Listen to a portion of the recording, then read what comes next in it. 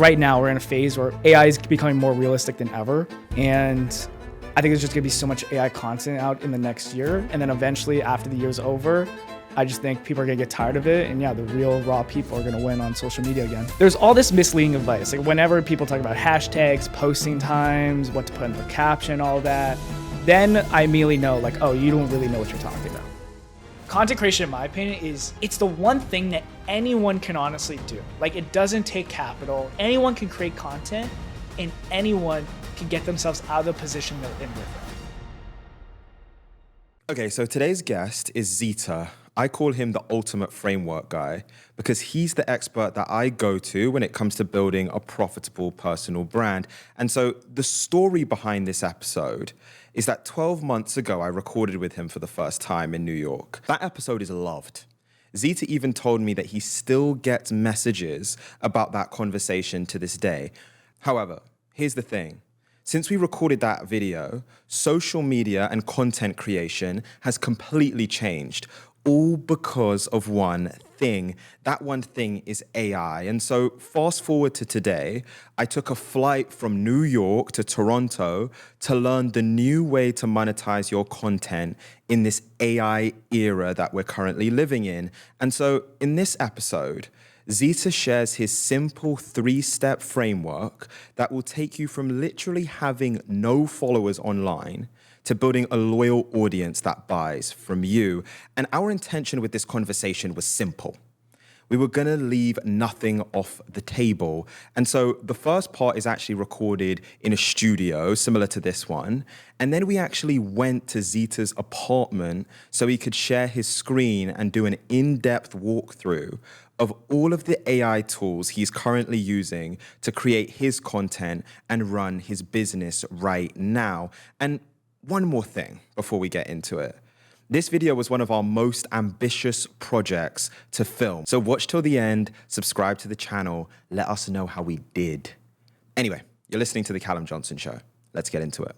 Where I wanted to begin is for the person that clicked on this video, they're sitting at home watching this with the belief that it is simply too difficult to be a content creator in 2025. Yeah. Like the market is too saturated, too many people are trying to do it. It's impossible to get traction. Every single time they post, it feels like they're yelling into the void. To that human being, what would you say is the value to them of listening to the conversation we're about to have?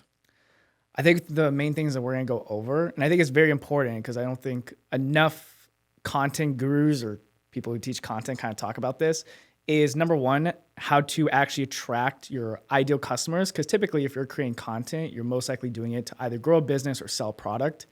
And if you just attract whoever, you're not gonna sell to anyone, right? Because the phase goes, right? If you're marketing to everyone, you're marketing to no one. So number one, show you how to actually create content that attracts your exact ideal clients. Then the next phase after that is how do you actually turn them into paying customers? And that's through specific content strategies, messaging in the content, and even the back-end funnels, right? The stuff that people don't usually talk about, we'll talk about here. And then finally, how do you actually scale up your business through content without doing more work, right? As your content starts to grow, as you start to get more followers, how do you not get burned out from creating the content, but also operating the business with fulfillment, onboarding, and doing all the, boring kind of stuff. We'll go over, I guess, how to basically scale without doing more work by applying leverage into your content and in your business. Okay, that's awesome. I'm excited for it. I think one of the things, and this is why I like talking with you, not only are you someone that's doing it for yourself and like doing it using AI tools and like the new way of doing it, is you've also helped a bunch of other people get to 20K a month, 30K a month through being content creators. And so I'm curious for you, like for that person sitting at home, what have you seen is like the tangible impact, the change that actually happens in people's like content journey and building a personal brand when they start implementing some of these lessons, some of the skills that we're going to go over? I think it's number one. Again, I think attracting the right people is such a big thing. I think everyone nowadays, they're just copying whatever's out there, what's going viral. Like I think I scrolled like the other day on Instagram, I saw 3 posts the exact same. Same hook, same idea of the content. And that's good for getting views, but it doesn't really attract the people that are going to buy from you. It's what I call like low ticket content ideas, where essentially it might attract the person that maybe buy like a $27 product from you, but it's not going to be someone who's going to like spend $1,000 on you. You need to learn how to create what I call high ticket content ideas that showcase your frameworks. It showcase why you're the best solution to the problem right now, and it showcase why they should even trust you as well. So I think that's one of the major things I try to help people with, is just creating those ideas and positioning them in a way that's unique to everyone else in the market. Because I always tell people, it's like, I guarantee for whatever niche you're in, give me like 30 minutes, I could probably find 20 people that are selling the exact same thing as you with a bigger audience. So we need to figure out a way, why should they buy from you over these people with bigger followings and more case studies or more social proof? And that comes from repositioning yourself different to the market and creating content that actually attracts the real buyers and people that have the money to spend on you. You know, I think it's such an important point, because, and I even remember this from our first conversation.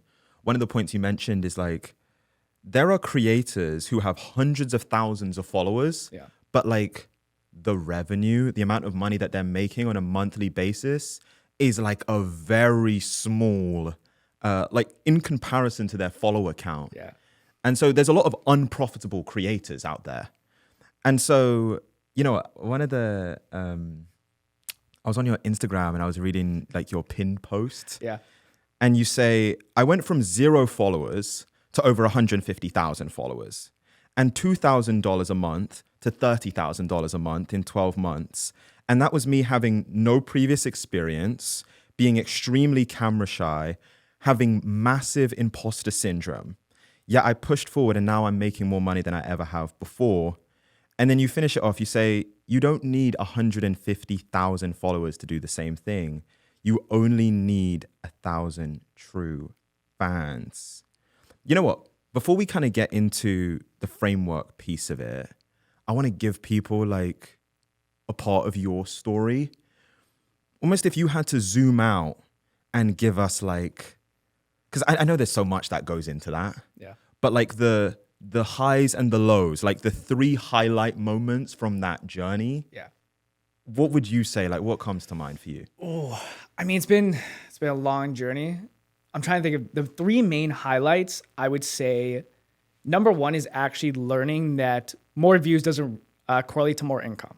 Because when I was first starting, like I was just focused on getting views. I was like, okay, if I get more views, I'm going to make more money. Because the reason I started creating content was just to grow my business and get more clients, get more brand awareness. Like that was the whole reason I started creating content like 2 years ago. And I was posting for 3 months straight, literally getting nothing, like 200 views on each post. And then I finally had a video do really well. Wasn't even associated with anything that I was like doing as like a service. The video did really well. And I had a bunch of other videos do really well too. Like in a 2-week span, went from literally maybe getting, I would say maybe like 10,000 views in a month to I had over like 1 million views in that month. And literally the revenue barely changed. So like from that moment, I was just like, fuck this. I'm only going to focus on not views anymore, but focus on 2 major metrics. And that was how many viewers am I getting are actually turning into customers? And then number 2 was how much time am I spending on each piece of content compared to the results? Because if I spend hours on one piece of content that gets views but makes no money, and I spend 30 minutes on a piece of content that only gets 10,000 views and maybe gets a client or 2, that's way worth more of my time. So I would say that was the first highlight, was that kind of moment in realizing more views doesn't equal more money. And that happened pretty early on in my content creation journey. I still think there's people out there who have been posting for years that still don't understand that, which is crazy to me. So I'd say that was one of the biggest highlights. Number 2 was, I think it was the introduction of AI and automations to help with content. Because I think when I started doing it, ChatGPT was just becoming a thing, really. It was becoming popularized. And really diving into ChatGPT and all these other AI tools and learning how to, number 1, do like content research to help with the scripts and flow of the scripts, even with the editing and using different AI tools to help with my editing team, because I had an editing team at the time. Just making everything much more efficient to, number 1, get the content out faster, not feel burnt out, and still be able to actually work on my business without creating content all the time. So the introduction of using AI definitely helped, and adopting and continue learning. Like every single day, I'm continuing learning about AI, learning more about AI agents, how to help that with content, experimenting new things.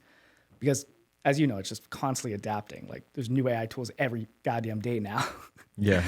And then the last highlight I would say in this whole journey was just, I think it was just like the opportunities that kind of came from that I never even realized when I first started doing this. Like from content, again, I only did to get clients, but from it, I've been able to work with a bunch of cool brands. Like one of the biggest ones, like I got flown out by Adobe to San Francisco to attend their like AI leadership summit, which is crazy because like a few years ago, I applied for Adobe for like data science and they rejected me.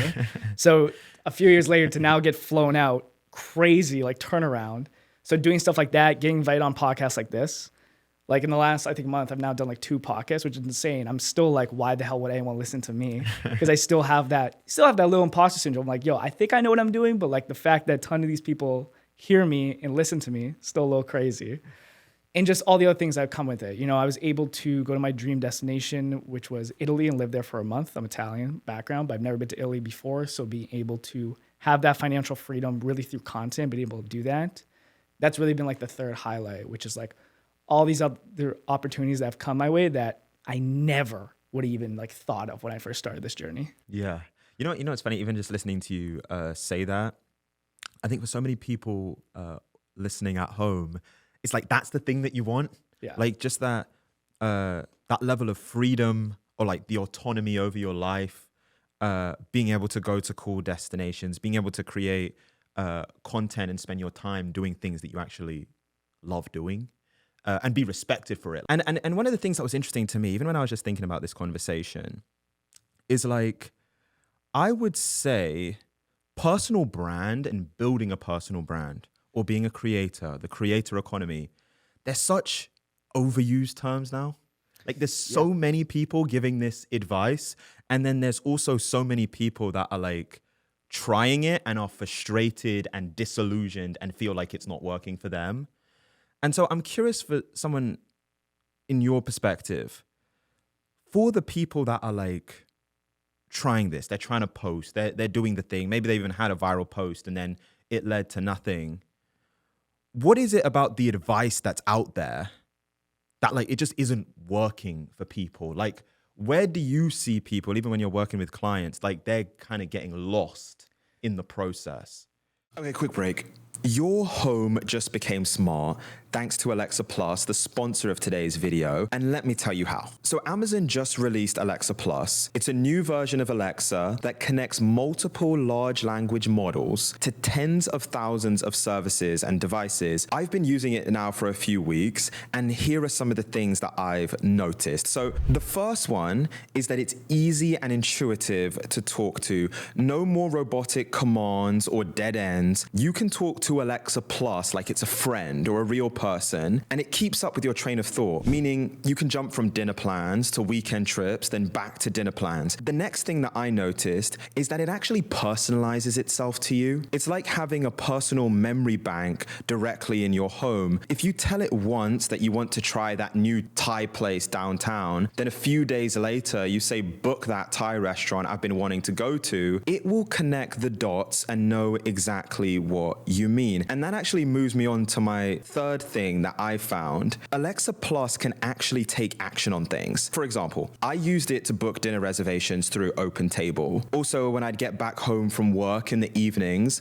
I'd ask it for music recommendations, and then it would start playing the songs directly from my playlist. And so here's the good news for you guys. Alexa Plus Early Access is rolling out now, and it's free during the early access phase. And so I had to get you guys right. So go to the link in the description to request access. That's the link in the description to get your free access to Alexa Plus. Thank me later. Let's get back to the episode. I think it's just a lot of misinformation out there and a lot of competing advice because like you said, there's so many people now teaching content because anyone thinks, hey, I got like a couple views on a video. I can now teach this and I could sell something that teaches this.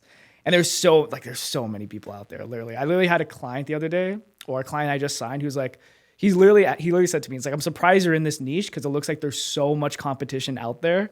And I'm like, yeah, dude, like everyone thinks they're an expert at content. Yeah. And what I tell people is just like, there's all this misleading advice. Like whenever people talk about hashtags, posting times, what to put in their caption, all that, then I immediately know like, oh, you don't really know what you're talking about.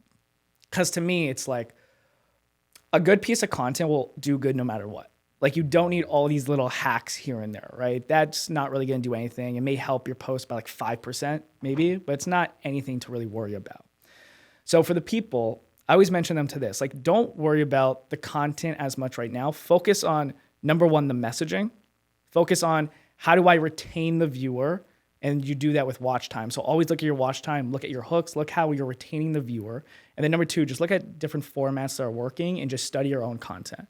And that's the best thing you can do for anyone is like, look at what you've posted for the last 30 days, look at the posts that did the best, and then look at what you did in those posts compared to the posts that didn't do well. What were the ideas? What were the hooks? What was the exact format of the content? Did you start with a bold hook, then go to a personal story? Or did you do a bold hook, then immediately go into the value? Just look at those little small things. And from there, you'll get more data to then improve your content to number one, get more views. And number two, also hopefully bring in, again, the right people. Because if you're creating content that brings in the wrong people, then it doesn't matter at the end of the day how many views you get because it's not going to correlate to anything. You know, so we're going to get deeper into it. And it's cool because we're actually going to go to your setup and literally show people like how you produce the content that gets you sales. I was thinking about this on the way here. We had a conversation actually before recording this. And one of the things I was telling you is like, I want to show people like the new way to build a profitable personal brand, and like an audience that actually buys from you. And I was like, you're kind of the frameworks guy in my mind. Like, what's the framework for it? And you basically, what you broke down is like this 3-phase approach to how someone can go about doing it. Can you just break down big picture? Like, when you say a 3-phase approach and the way that you do it, Yeah. like just give us the context, like give us that background. Okay. So it's basically made for, let's say you're someone who's just starting out with content creation, or let's say you're making, let's say 2 to like 8K a month, right? You're not quite there to like 10, 20K a month, which is usually the goal for most people starting out. So the 3-phase framework that I kind of created or made up is just to break it down very simply into the phases that you just need to go through to actually have success, right? Really simplify it. So phase 1 is all about, number one, just grow a following of your ideal clients or ideal customers. That is the only thing you should focus at the beginning. Don't worry about products so much. Don't worry about offers. Just focus on growing a following of your ideal customers. And again, we'll get to this a little bit more when we go back to my place, and it's just creating content that goes down what I call a content funnel that gets people actually into your ecosystem, which means they just follow you and they see your content regularly, then nurturing them, showing they're an actual expert and leader in your space, and you have this solution that is different from anyone else out there. And then also building that trust and connection with them, because at the end of the day, people buy from people that they like and trust. So if you can build that trust and connection, that's how you can sign clients with only like 2,000 to 5,000 followers and beat out the other people that are maybe selling the same thing as you, but they have like hundreds of thousands of followers. So that's like kind of phase 1. It's just creating content that follows that content funnel to attract your ideal clients. And we'll even go a little later into how to use AI to help create that content. Phase 2 is then, now that you have those people following you, how do you actually turn them into paying clients? And that's usually a lot of the back end stuff. So it's about creating like lead magnets, about using automations to get people into your email list, pushing them to sales assets, which are basically videos that just help sell your offer. So, and you can do this all with AI and automations to do this automatically, so you don't have to DM every single person and constantly have conversations. So that's just more phase 2, building out the backend stuff. Then phase 3 is just, okay, now that you're signing clients, how do you actually scale up to potentially like 30, 50K a month without doing more work? And that's by creating like leverage in the business, by not constantly creating new products, create one product, offer different levels of access, and find ways to automate, again, content creation, find ways to automate different stuff in your business so that way you're not spending hours every single day on just tasks that can be automated. So that's basically the 3-phase framework that I kind of walk through everyone with just to really simplify the process.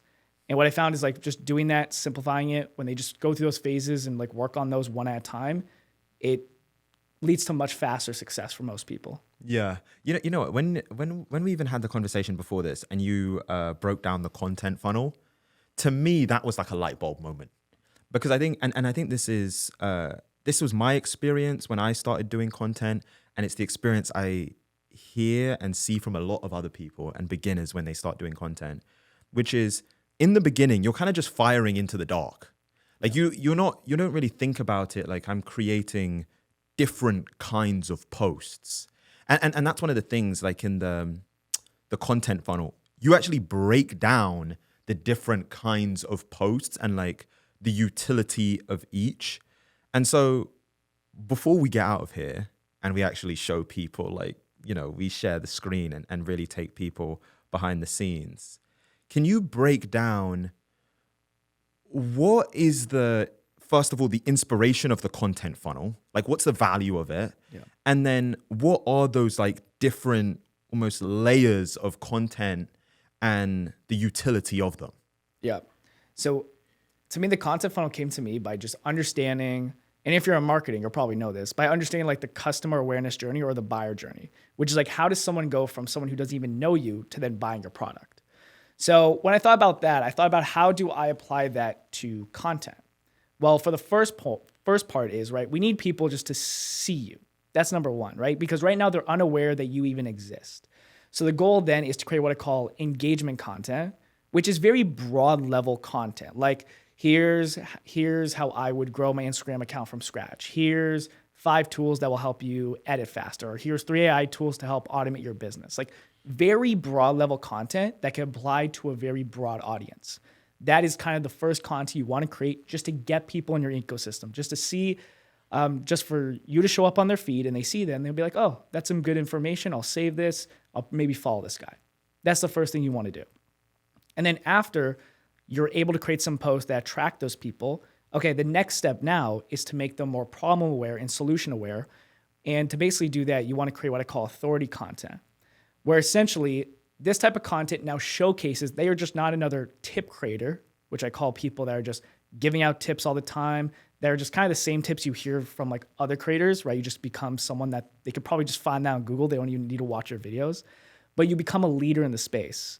And a leader, what leaders typically do is they shift beliefs and they shift your perspective on how to get results, right? Because let's say you watch a video of mine and I tell you about the best posting times, right? You're gonna be like, okay, cool information, scroll on to the next video. You might save the video. But then if I create a piece of content and I tell you about why posting times don't matter and why you should actually focus on this thing instead, if I'm able to shift your beliefs on that, you now see me as more of a leader and expert because I was able to change your thinking on how to get a result. So that's the goal of authority content. And usually for that type of content, it doesn't get a huge amount of views because, again, it's not really broad. It's more showcasing your knowledge. But essentially, you're trying to give insights over value.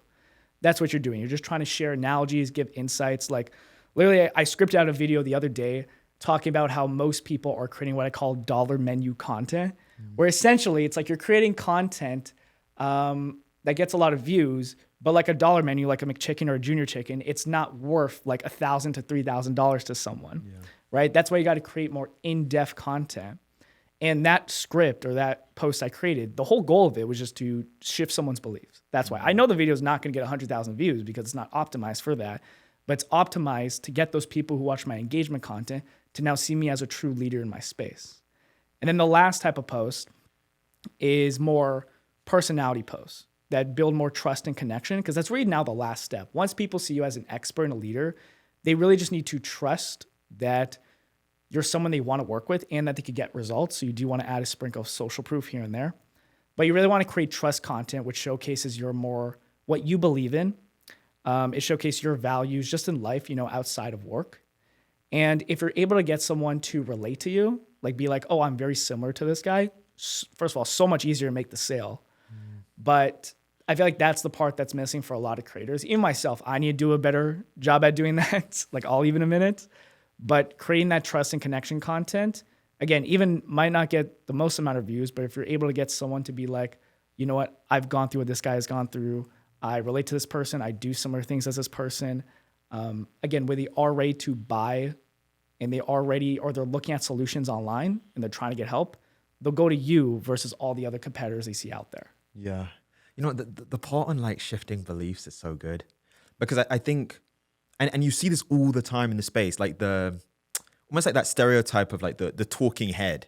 Like someone's just, and it's like this very transactional form of content. Like, here's 5 tips, here's this. And like, you're just like firing, to your point, your analogy of like the dollar menu. Yeah. It's like you're just loading people up with like empty calories. Yeah. And that thing of like the connection that it builds and the trust and like the way that you stand out when you can actually shift someone's beliefs, that's difficult to do. But if you can do it, is like that puts you in a completely different lane. You're not just seen as like, again, a resource creator, someone exact carbon copies of everyone you see out there.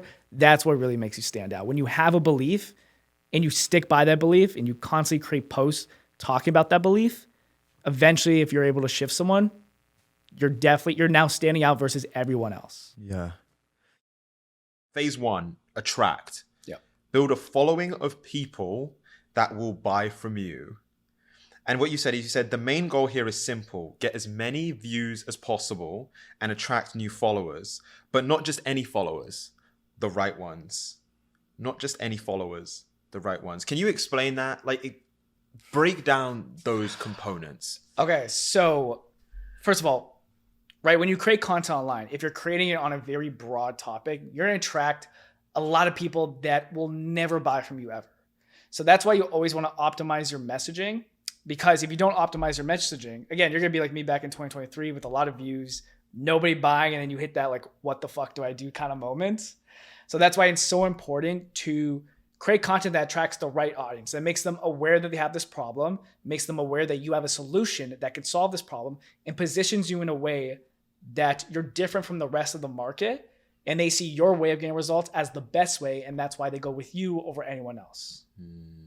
Okay, you know what? So I think we've been talking about this before, like the content funnel. Yeah.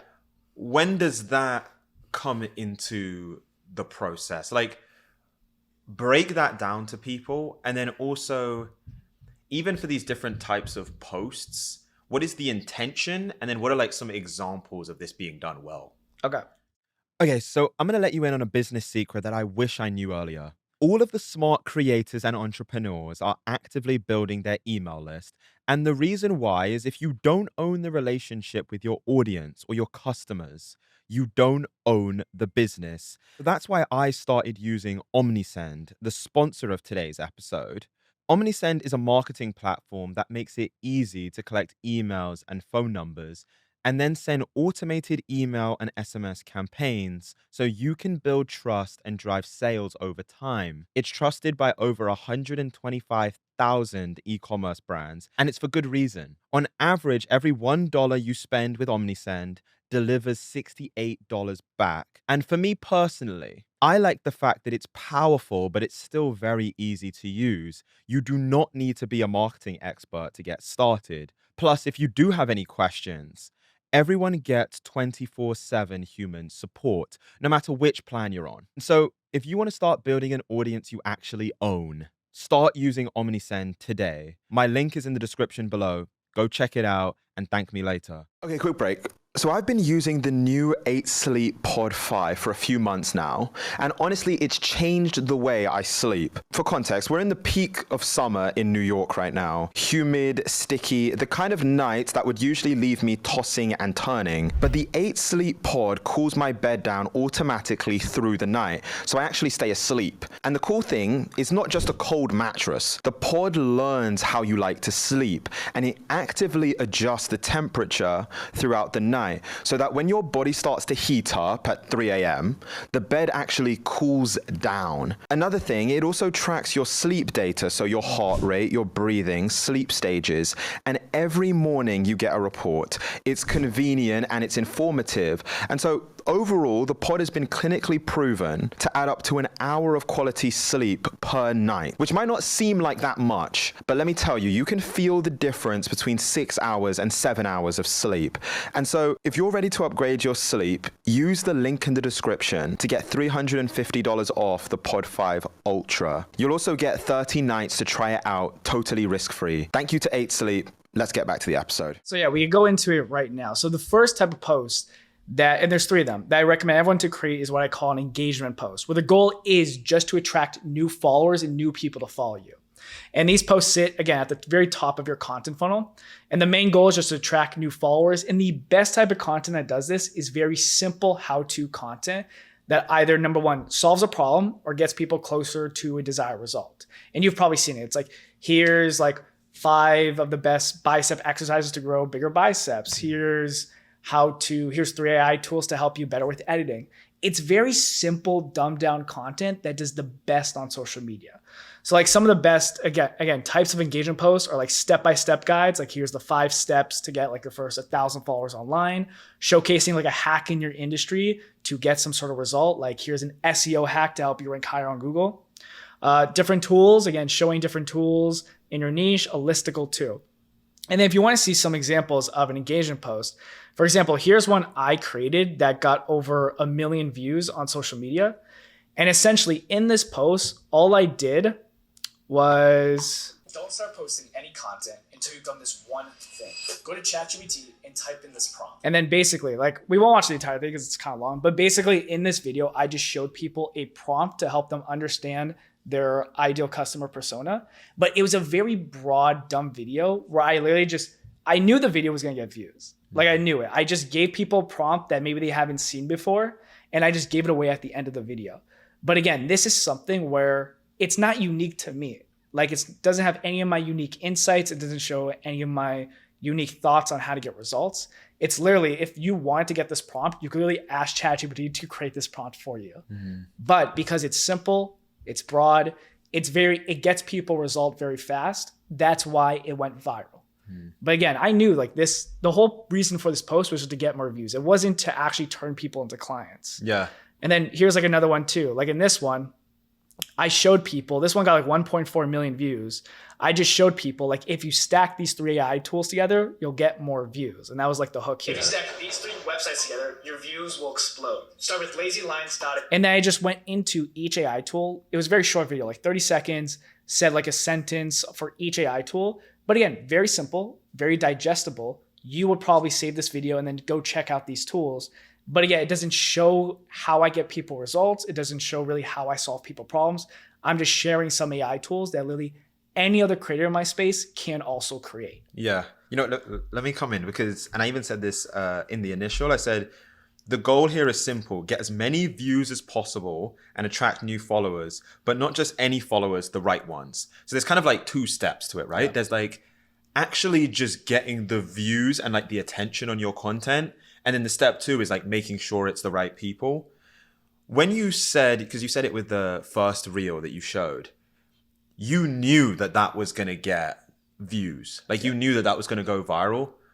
Because I think there's a lot of people sitting at home right now, they're struggling to make content that even gets views, let alone getting to the piece like it's getting the right people. Yeah. So what to you is the signal, like when you have that level of confidence that it's going to get views, what is doing that? So I would say number 1 is actually research, because this video right here, the stacking the 3 AI tool, I took this idea from another creator in my niche. He was like, if you stack these, I think it was if you stack these 3 AI tools, you'll edit your videos faster. And that video blew up for him. And I like that format. So I took the same format of stacking these 3 tools. And then I just showed tools that I know people haven't heard of before that's different out there.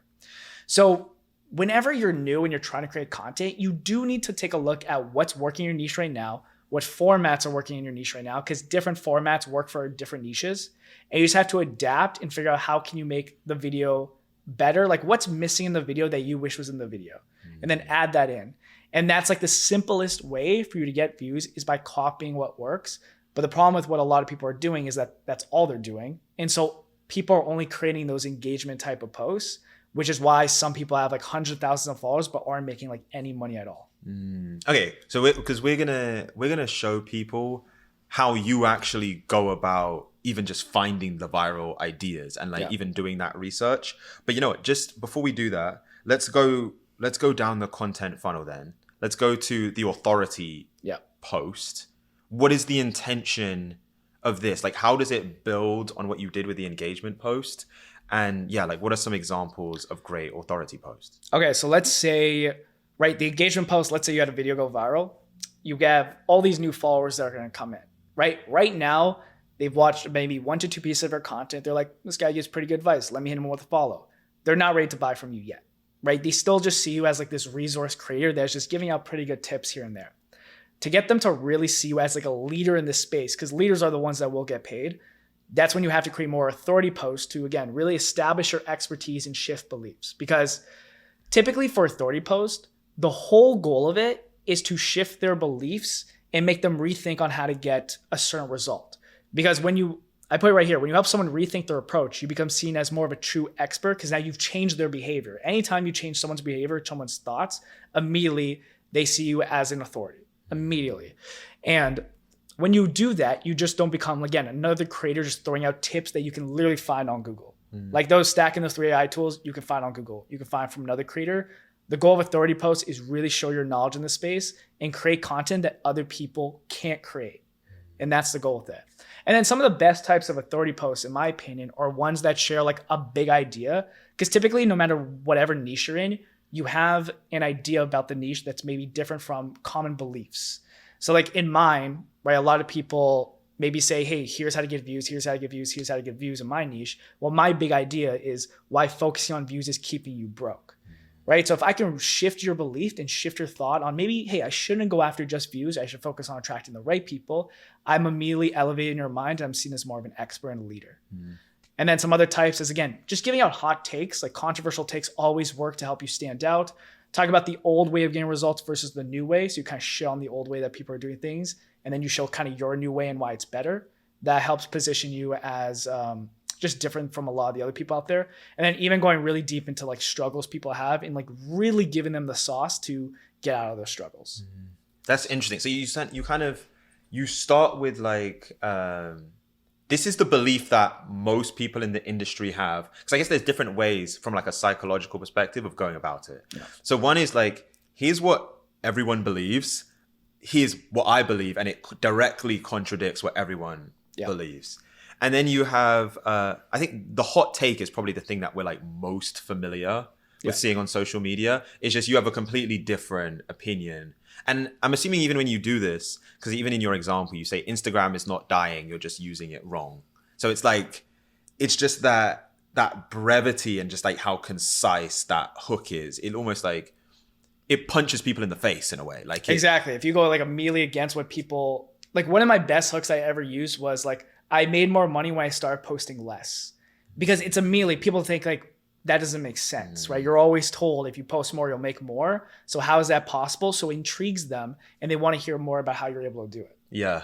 And then I love that final one, the deep struggles, which is basically, I'm assuming this is, you just understand so deeply the pain point of your viewer, of like the ideal person that's going to watch. And you can articulate it in such a level of specificity that it's like, okay, he's just described to me where I am, and then he's described the journey of how do I get to where I want to be. Yeah.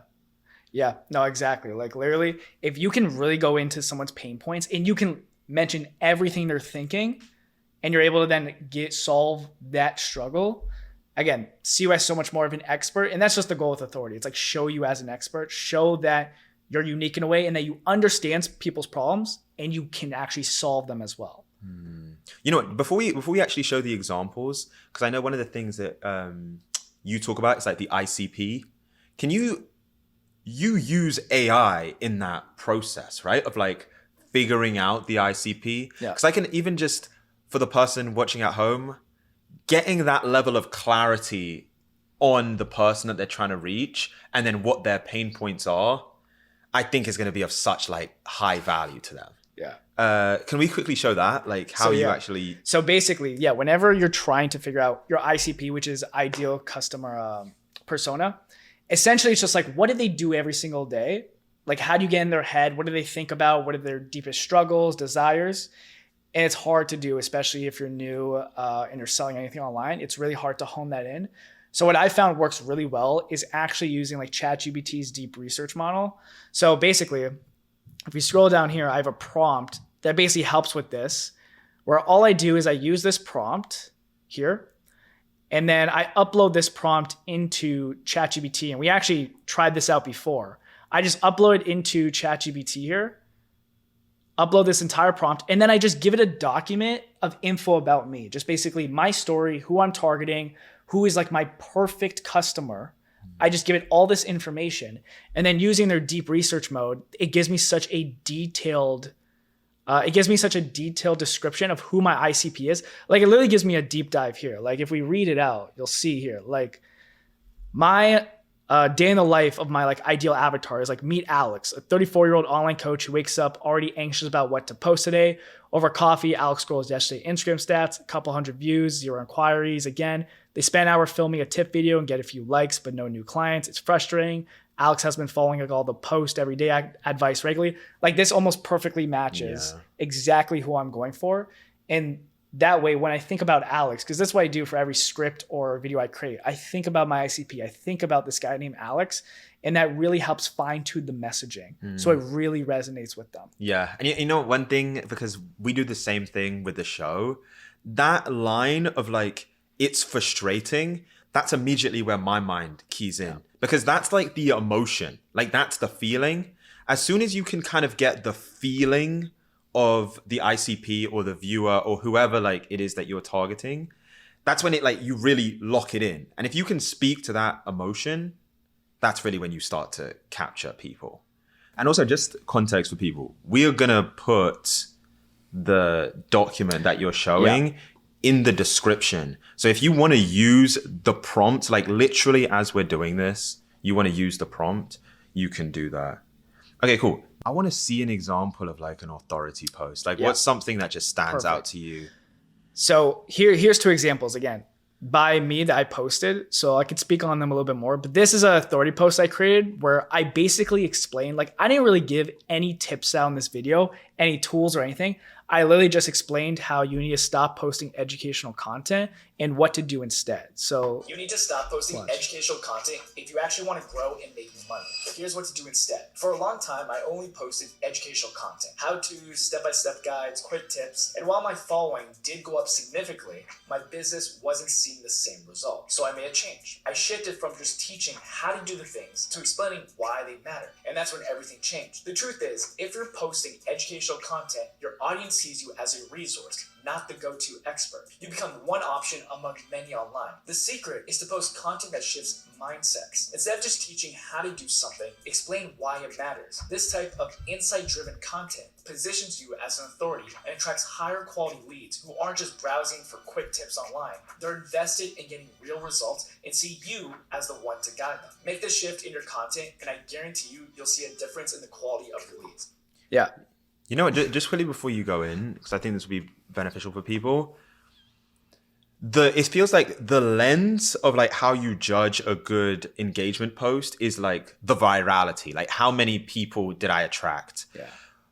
What for you, like when you watch this back, what is like the metric, or even just watching it qualitatively, where you're like, okay, this did a good job as an authority post? Like, what are you looking at? I'm typically looking at watch time, I think is the biggest one. Because if you're going to say something that's opposite what most people believe in, those pretty much stick on for a longer time in the video. So I'm trying to look like for the first couple sentences that I said, was I able to attract them enough? Did I say something that changed the way they're thinking and got them to stay throughout the entire video? Mm-hmm. Because let's say like because the whole thing is like, if you watch this video, this is not optimized for virality at all. It's really not, because it's not super broad. I'm not giving any tips or value. There really is, unless you really resonate with the message, there's no reason to really save the video. But my whole goal with it is, again, shift the belief of the viewer. Make the viewer believe that the way to actually grow a profitable personal brand isn't about chasing views and posting educational content. It's about creating content that shifts mindsets. And again, for someone watching the video, if they now think, okay, you know what? I've been posting educational content, I'm not seeing results. Let me do what this guy says. And they're able to see, let's say, better results from that. immediately I'm seen as an expert in their eyes. And then whatever I buy or whatever I'm selling, they're more likely to now go at checkout and potentially buy. Yeah. And where my mind went just listening to you is the ChatGPT prompt that you show is so good, because if you want to shift someone's mindset, it's important that you know where they are. Yeah. Like, it's important that you know their current pain points, their current desires. And a lot of the times it's like, I think if you just go through the ChatGPT exercise, you'll start to have content ideas purely off just doing that. Oh yeah, definitely. Yeah. Let's move on, because I want to go to the personality posts. Yeah. And that's to build trust and connection. Talk to me about that. So essentially, we're really in a day and age where, again, I call it like a trust recession, where it's really hard to build the kind of trust with someone now for them to spend thousands of dollars on you, right? They typically need to see you across multiple platforms. They need to really resonate with you, and they really need to build a connection with you. So if you're only posting authority and education, what I found is like those are really good for showcasing your knowledge, but they're not so great for building trust, because at the end of the day, like, people don't buy from experts, they buy from people they like. If people only bought from experts, they would only buy from like the top dogs, like Iman Ghazi, Alex Hormozi, Russell Brunson, whatever. But they buy from people that they resonate and feel like they almost live like a similar life, or they have a similar level of thinking. So that's why it's so important now to create personality posts to build that trust, because if you're able to get someone coming back for you, not even what you're saying, just because they like you so much, they'll watch any piece of your content, that is the best thing, and that's what's going to sell people more than anything. And then to create personality posts, these are typically the hardest posts to create, in my opinion, just because you really have to like dig deep into like your own personal story. You have to be vulnerable typically. So the best types of stories is like personal stories, like how I almost quit content creation until like this one thing changed, sharing behind the scenes content of like maybe sharing like what you do as a CEO, or just, even if you're a baker or something, showing behind the scenes of how to get ready for the shop, sharing any big wins that you accomplished that maybe is even outside of your business, just sharing big wins that you're proud of.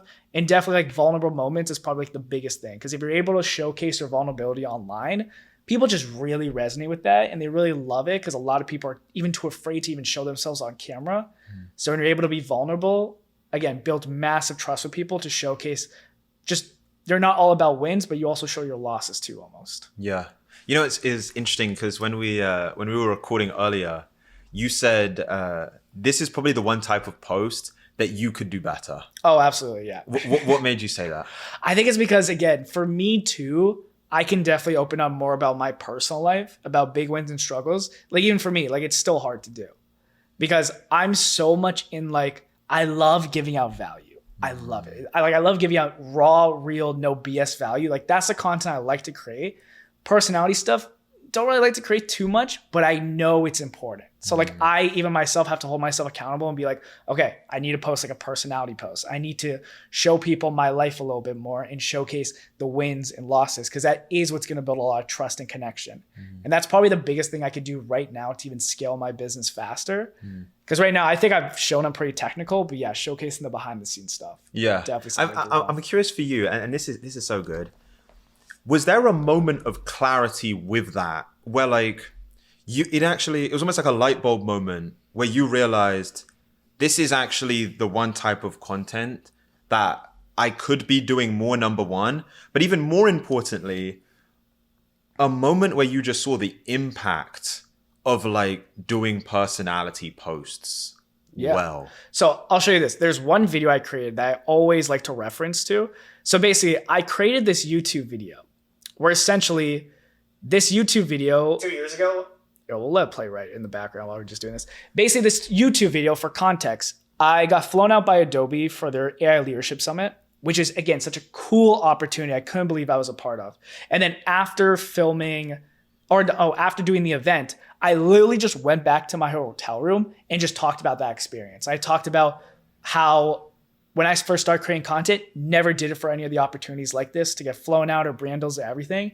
But now I'm just like so happy I took that leap, created content, because all these things came my way. And I was just preaching to like business owners, hey, you need to start creating content because you can have this, this, and this happen, things you never even thought of. And it's just a leap that you need to take. And then basically from this video, I had a ton of people reach out to me. And this video is not even a crazy video. It only got like 900 views, but I was able to sign like 2 to 3 clients from this one YouTube video. It doesn't really give any value. I just talk about like my own personal things that have happened to me and just talk to the camera. Like this is like super raw. It's unscripted. I'm literally just kind of yapping away. I'm not that's kind of like because I think you're right, and you said it earlier. So often we equate the number of views must be directly proportional to how much, like how successful or how much money the video makes. Yeah. And so like even that thought that like you could put out a video that gets 900 views and that could lead to more customers than a video that got 50,000, 100,000 views. Is like, even that is like that's a light bulb moment. Yeah, it's hard for a lot of people because they see that number. A lot of people don't get to 50,000 views in the first place. So like that's their goal first. But then it's a hard realization to come to. It's really hard if you're just starting to not focus on views, because that's what everyone focuses on, just views, views, views, views, views. Like, but what I found is like for most people, they'll focus on the views as first, but then after that, it's like, okay, the views is never going to translate to money if you only focus on views, unless you're just going after like brand deals or something. But if you actually want to sign clients, you need to create content that actually attracts the right people. The problem with that is that content that dives super specific into their pain points in the messaging doesn't do the best on social media because it is very broad. You know, I'm curious for you, like, how does someone know when they're getting this right? Like, because I'm even just thinking about the mix, because you have the authority post, you have engagement post, you have personality posts. Let's take us behind the scenes. Like, what are people going to feel if it's actually working, if they're getting that mix right? Yeah. I think number one, what they're going to see is that they're going to attract more of their actual ideal clients. They're going to comment more on their videos.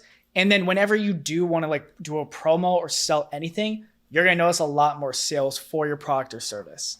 Like that typically is what you're going to see. And you're just going to see a lot more people like messaging you in the DMs. You're going to build more relationships with people because more people are going to want to conversate with you and just ask for your advice. Because I've got a ton of people who always just ask for my advice in the DMs. They'd be like, yo, bro, I love your messaging, or I love what you said in this video. Can I get your advice on this and this and this?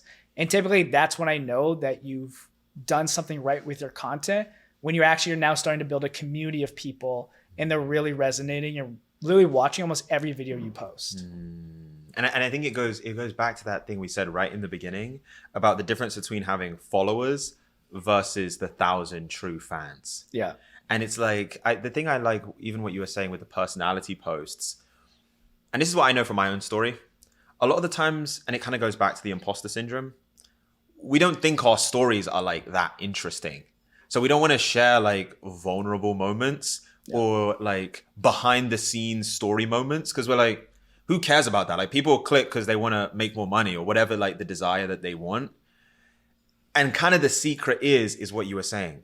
People buy from who they like. Yeah. And so it's like, if you can get that piece to it, it takes it to another level. Okay, here's where I want to go next. Because I know that you use Meedro and a lot of like other AI tools, or a few other AI tools to actually help you in this process and kind of make it quicker and faster. Can you break that down? Okay. So let's go into it. So there's basically, I think I got like 5 steps here on how to actually use AI to create content a lot faster. And we're not going to use a bunch of AI tools. We're just going to use some really good ones that will do exactly what kind you're looking for. So step 1 here is always to figure out who your exact ideal clients are. We kind of already did that with the ICP. So after you know who your ICP is, you know exactly who you're targeting, then step 2 is to what I say, find proven content ideas using AI. Because the easiest way now to get views or to see what works on social media is do research. Like I'm such a big proponent on research in terms of content. Like I think research is king. And one of my favorite AI tools to use is called Meedro.com. Now I have it opened up here. And basically for Meedro, they have these 2 really good features that I love. The first one here is called their viral library, where essentially you can pick your niche and it will give you like hundreds of thousands of videos that went viral in that particular niche. So we'll show it here real quick. So, right, we have all these niches here. And here, I'll zoom in a little bit. We have all these niches here. Now I'm in content marketing. So I'm going to pick content marketing, and we're going to have all these videos here that have gone viral that I can actually take a look at. There's me right there. That I can go ahead and take a look at. And like, let's say I want to look at, for example, this video that got 1.3 million views, and I want to actually study the video. What I could do is click on insights here, and it's actually going to show me the topic of the video, what the hook of the video was, and then I can see the actual stats here. But also the best part is like the video script. You can see the script. That's the best part, right? So I can see what exactly is said in the video. I can see how the video is structured. I can see the duration of the video too, because that's extremely important. And I can see maybe what's missing or what I need to add. So this has been amazing, especially like even for our clients too. Like I literally just go to like whatever niche they're in. Just quickly, if you go back to that. Yeah. And you open up the insights.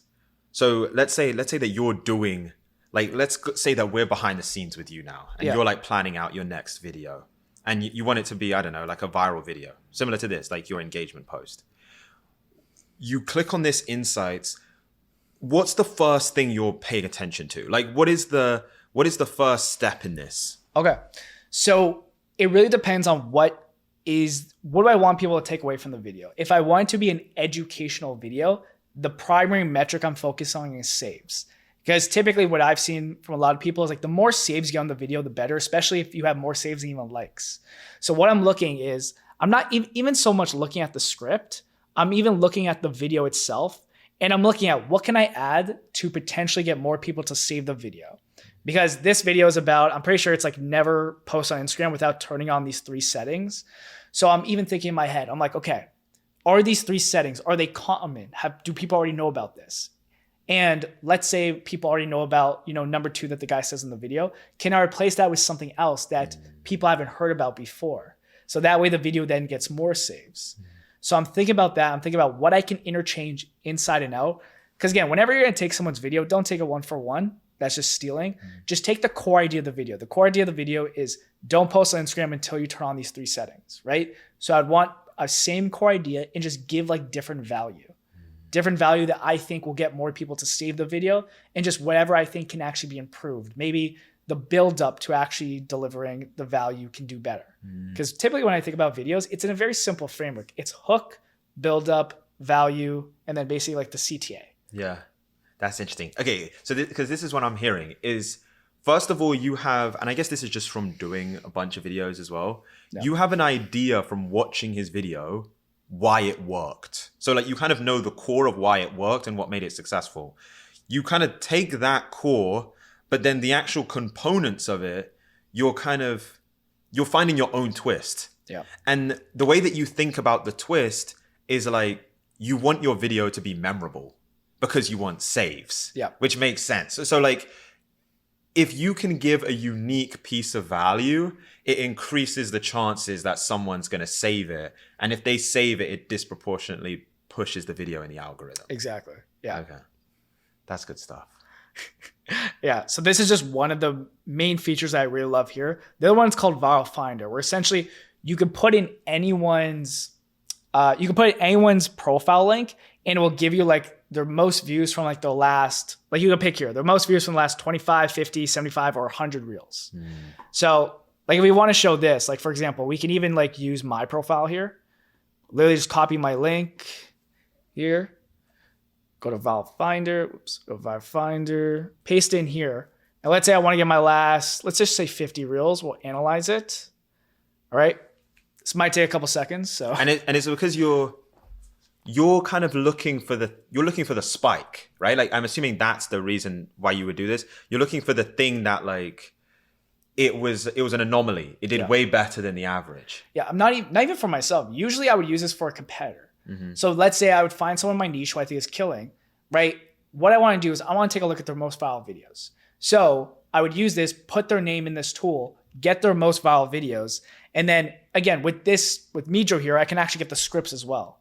So I can put it all into a doc, and then I can analyze, okay, what are the common hooks that they're using? Is it like an emotional hook, a negative hook, a bold hook? How are they building up to the main value? How do they present the main value? What's their tonality even in the videos too?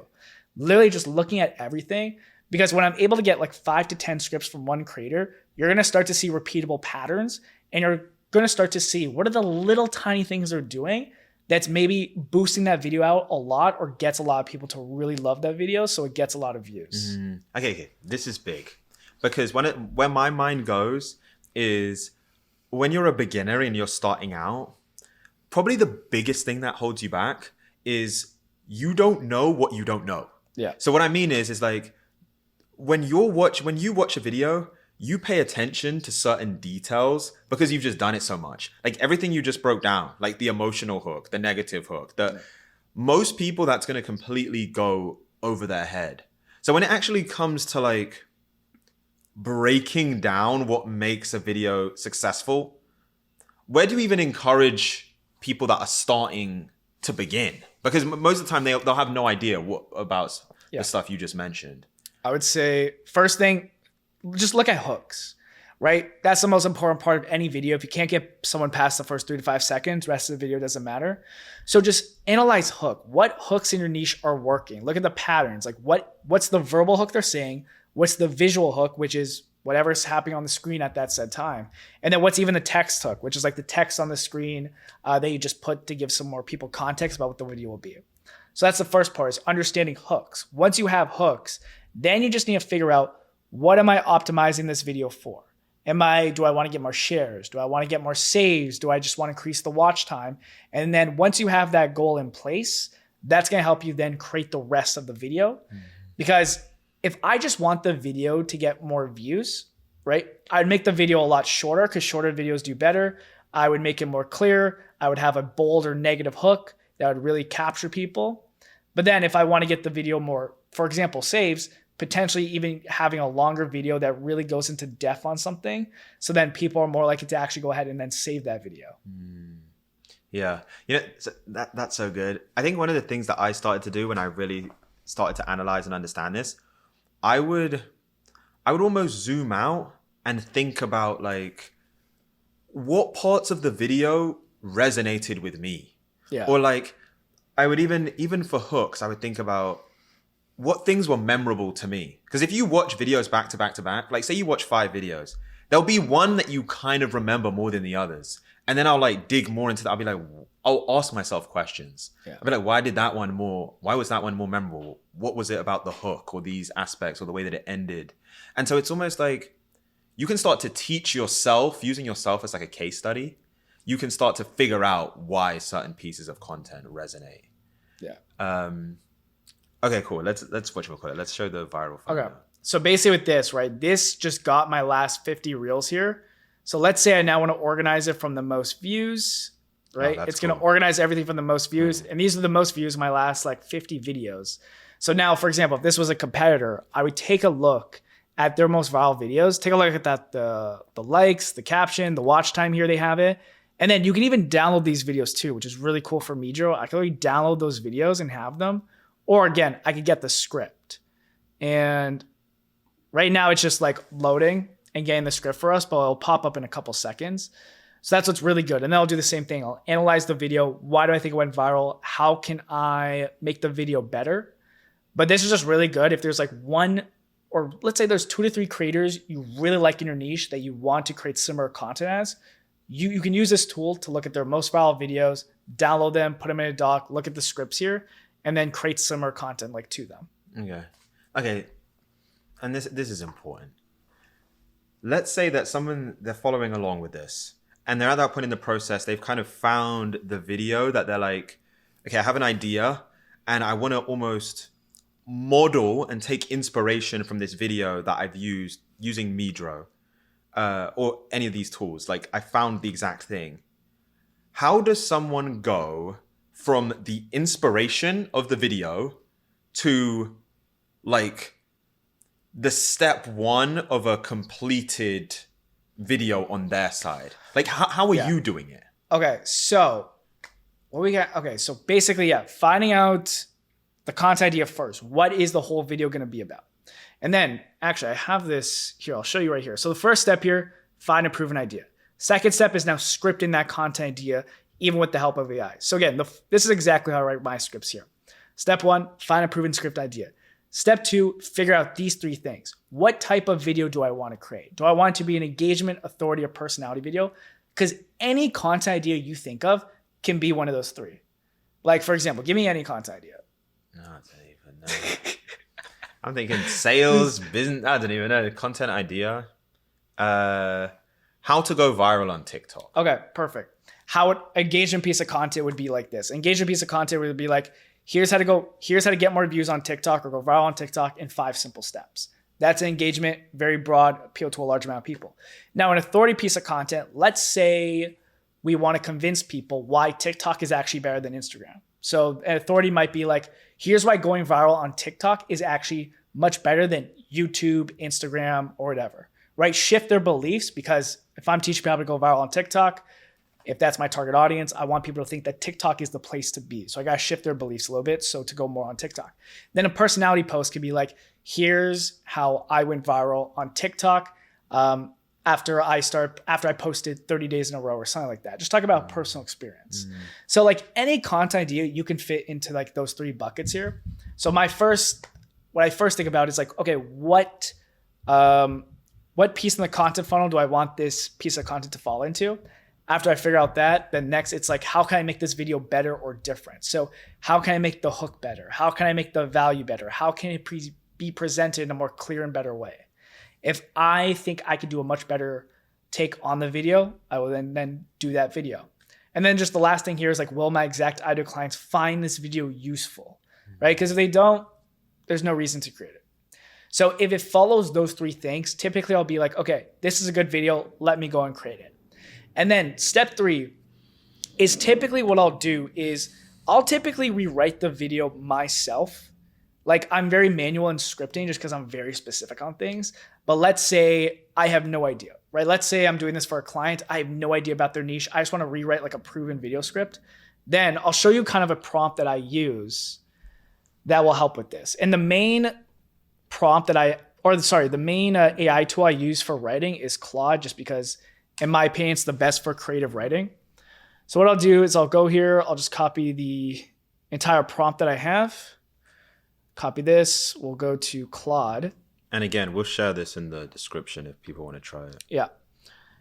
And then what you're going to see here, it's going to ask me a couple questions. First, it's going to ask me for an onboarding doc of a client or whatever. It's just so information it has about me too. So we'll just do that real quick here. All right, perfect. Okay, then after we upload that, the next step, it's going to ask me, what is the topic of the video I want created? So let's just use, let's actually do a random one. I think it'll be more fun if we just do a random video. Yeah, let's do it with people. Yeah. So let's do viral library again. We'll go to my niche, which is content marketing. Actually, we'll even maybe take that same exact video we saw before. So let's go to content marketing. Let's actually take this guy here, Ethan. He's a Toronto creator. I know him. So nice. Shout out to him. So this video is like I believe it's on how to script your videos, right? This is the best way. Actually, here, we can even see in the insights here. Topic. Oh, the and, but, therefore method for scripting videos. Perfect. So we'll take that. Let me copy this. We'll put it into Claude here. Paste that in. This is really like the secrets that we're giving people right now. It's fire, right? Yeah. And then it's just going to ask me to paste the proven script in. So then we just go back here, copy the script, go back, paste it in. And then it's going to ask me do I want a growth or conversion script? So again, a growth script is more like an engagement video, very broad, beginner friendly. Conversion script, again, aimed at shifting the viewer's belief. So it's more of an authority-based video. So let's say I want this to just be a growth video, right? We just want to go viral. We want to get more views. And then after this, it's now going to give me 6 hook options that I can use for hooks, just because I like picking my own hook. I don't like using Claude or ChatGPT to really just give me like one hook. So let's see. So we have hooks here. So why do your videos feel boring even when you have great content? This one scripting method will make your videos 10 times more engaging. Not bad. Every viral video uses this exact same script structure and you don't even realize it. That's probably really good. We'll probably use that one. So yeah, even here, it gives a recommendation here. So we'll use number 4 for the hook. And then lastly, it's just going to ask me, what do I want the ending of the video to be? Do I want it to be a call to action? Do I want it to promote anything? We're just going to end it with a takeaway here. And then essentially the script will then be created. So it's going to take the information in the proven script. It's going to rewrite it and basically create now this unique script that still has that core idea, but it's not the same as like the video. And then basically like this won't be the full complete script. I'll go in, I'll change a bunch of things. But if we want to read like the top half here, like we'll see this. So here you go. So every viral video uses this exact script structure and you don't even realize it. It's called the and, but, therefore method. And it's the secret to keeping viewers glued to your content instead of scrolling away after 3 seconds. Here's how it works. And connects ideas and builds momentum, but creates tension, keeps people watching, therefore delivers the payoff and resolution. Let me show you exactly how to use this. And then it'll go into like in-depth and all that. But it's actually pretty good. Like it's like it's clear and it's like fluid. You know what? Okay. Before we kind of move on to phase 2, one of the things I was curious about, especially when it comes to using AI, I think one of the things that we've all seen is like the creator, or even especially when people post on like LinkedIn or Twitter, and they've clearly used AI to create their content, and you can like feel it because it sounds robotic. Like you'll even sometimes see it, people will send email and you can tell they've used like AI to generate the email. And so how does someone because I think this is actually really good for people that are starting out, especially the way that Claude kind of guides you through the process. My concern is though you still need that like personality and actually sounding like a human. So how do you take this and get it to a place where it sounds like your voice? Yeah, so typically what I do, again, this is almost like 80% created for you. Now the other 20% is again going in and just making it really feel like your own script. And typically what I like to do is instead of saying how to in my scripts, I like to say how I. Just share from a personal lesson. Like, here's how I use the and, but, therefore method. And then talk about my personal experience. I give a sentence about my personal experience because immediately then it feels like it's not written by AI, even though maybe 80% of it might be. Yeah. So that's the first thing. And then number 2 is just using like certain phrases that you use just in natural language. Like putting that in, like reading the script and be like, well, I wouldn't say this line like this. I'd probably switch these words around, or I would say this sentence like this way. Do that. Right? Make it feel like you. Make it not feel like AI wrote the entire script and you're just reading off like a teleprompter. So that's probably the main ways that I go about changing up scripts typically to make it more sound like me, is just read it out loud. And if it feels uncomfortable, you need to switch something because now it's not natural language to you. Yeah, that's very good. And you know, we're going to, even in the document that we include in the description, we're going to include your checklist that you use when you're like doing these posts. Yeah. But I love that point of like, instead of talking about how to, talk about how I, because instantly once you do that, it will force you to talk about your personal experience. Yeah. So it instantly personalizes the content. I think it's so good. You know what? Okay, let's move to phase 2, which is the automated sales ecosystem. And you say step 2 is convert. Turn your followers into actual paying clients. Now that you're getting attention, the real goal is to turn that attention into income with the automated sales ecosystem. Okay, let's start in the beginning. Yeah. What is the automated sales ecosystem? Okay, so it's my name on a very simple system to convert followers and viewers into actual customers. So to give you a sense of it, right? Instagram alone, it's very hard to convert people just because they see you for like 30 seconds a day. You typically need to then follow like a sales funnel to really nurture them to get them to buy quickly and not within like 3 months or 6 months. So essentially what the automated sales ecosystem is, it's a combination of different platforms that you move people through where it really gets them nurtured and gets them, again, takes them through that buyer journey of making them go from unaware to problem aware to solution aware to going to a consideration phase where they're now like, they want this solution. They're considering their different options on what to buy. And then they go into the decision mode, which is like, okay, I have all these things. Okay, I'm going to buy this thing. And how do we make that thing the thing that you're selling? So how it works is it's basically broken down into 3 steps, I would say. So the first step is just to give out a lead magnet in exchange for someone's email. So if you don't know what a lead magnet is, it's just a free resource you give to someone where in exchange you get their contact info for them getting it. And typically the best lead magnets are like micro lead magnets where basically you're helping someone get a result within like 1 to 2 minutes or 1 to 5 minutes. So some of the best lead magnets right now are people creating like specific GPTs to solve one specific problem. And then people will give their email to use that GPT. So that's the first step, because you really want to kind of take these people off Instagram and put them into your own direct communication channel. Because the problem with Instagram is like, if you have 10,000 followers, maybe 20% of them will see your posts. Like Instagram really chooses who needs to see your thing. So you can see it in the analytics. Yeah. Like it shows you in the analytics how much of your followers, the percentage of your followers that are actually seeing the post. Yeah. And usually it's like a small minority. It's so tiny. Like it's ridiculous. But that's why you want to get them into a direct communication channel where you have control. So email is like the best one, because if you have 10,000 people on your email list, 10,000 people will get your emails. It's just up to them if they want to open it or not.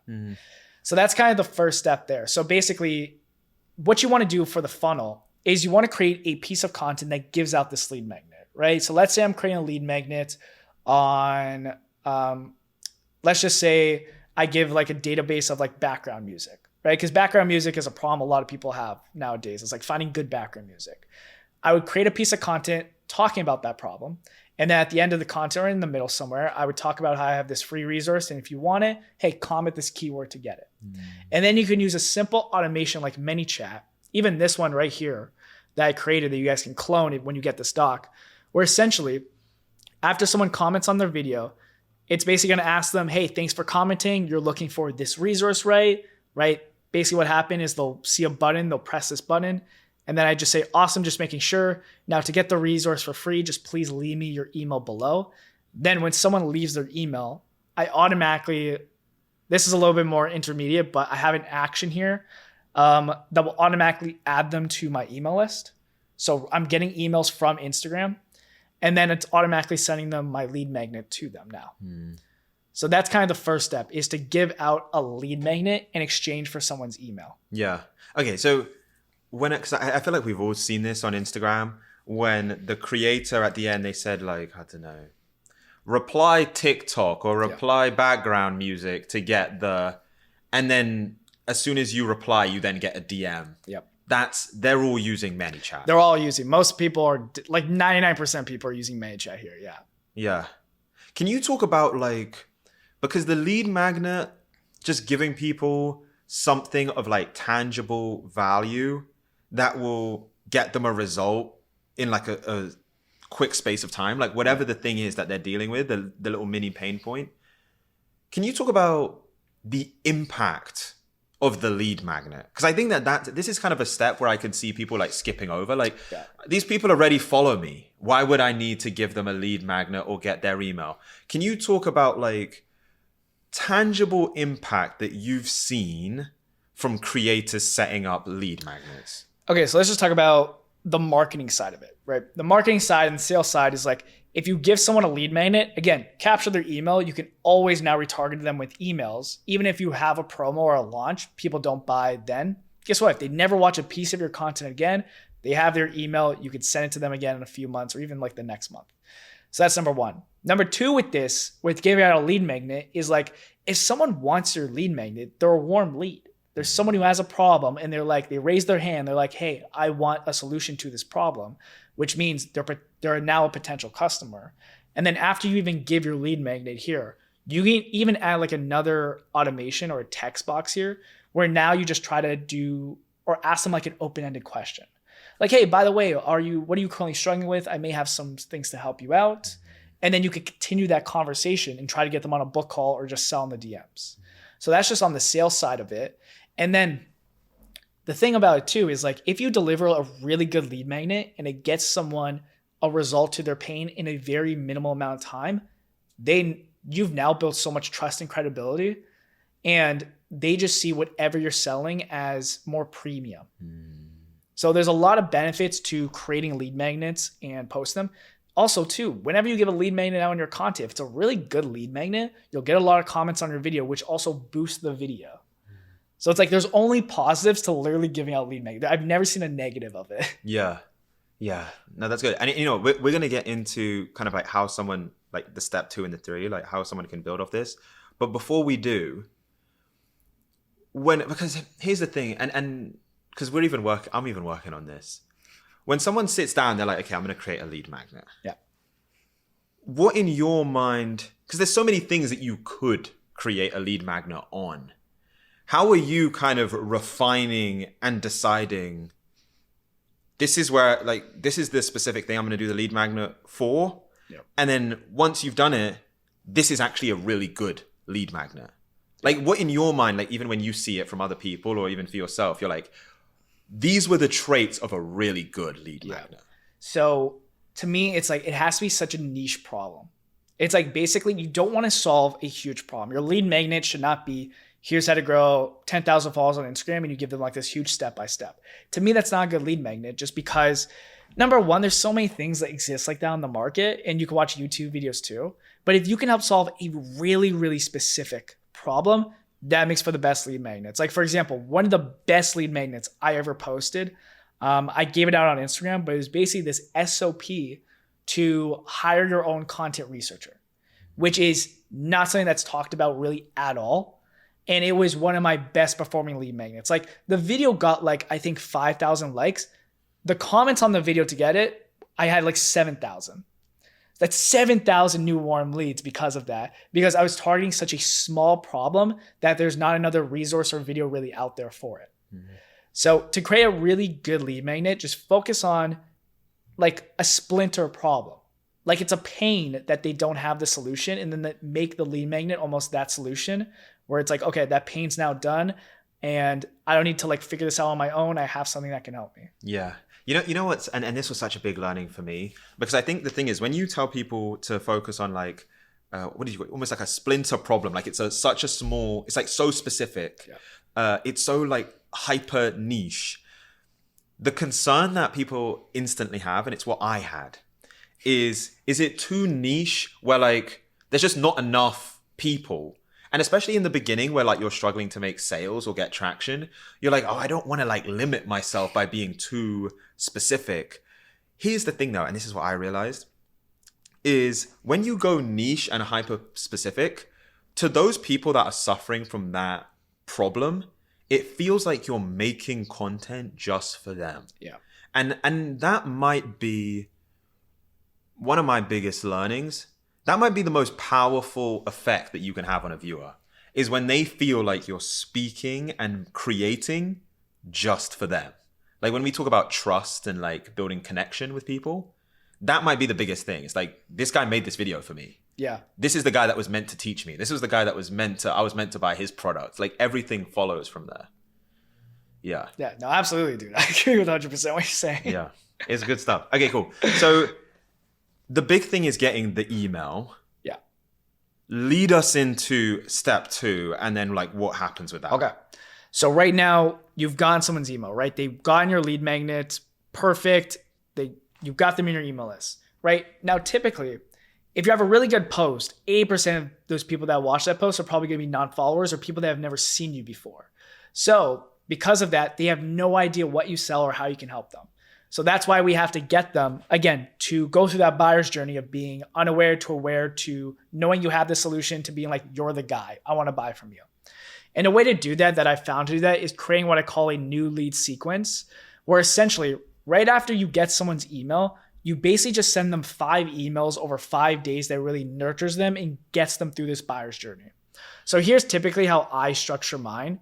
Email number 1 is where I just welcome them into my email list. I tell them, hey, you can expect these kind of emails from me. Here's also a bit about my story. And here's also the lead magnet I promise in case they don't get in the DMs or they don't check the DMs. Then email number 2, which literally comes 1 day after, I just make the prospect more aware of the problem that they have. So let's say one of the main problems that my ideal target audience doesn't have or has is they have a trouble signing clients. And I make them more aware of this problem that like, hey, if you want an easier time to sign clients, you need to create content. You need to get on organic marketing, right? So that's what I would kind of do in that email number 2. I would use personal stories, examples to make them aware that, yo, this is a problem that they need to solve right now. And then email number 3 is basically where I make them more solution aware. Talk about a personal story, about my story or a client's story, where we took that problem, we were able to solve that problem and break it down how we were able to do it. So that makes them now solution aware that there is this thing out there that can solve this problem. And then email number 4 is now where I try to direct them to my YouTube VSL, which we'll talk more about in step 3, where the YouTube VSL is now this main sales asset that's going to hopefully convert them into either a book call or to get them to DM me to be like, hey, I want into your said program or I want to buy your product.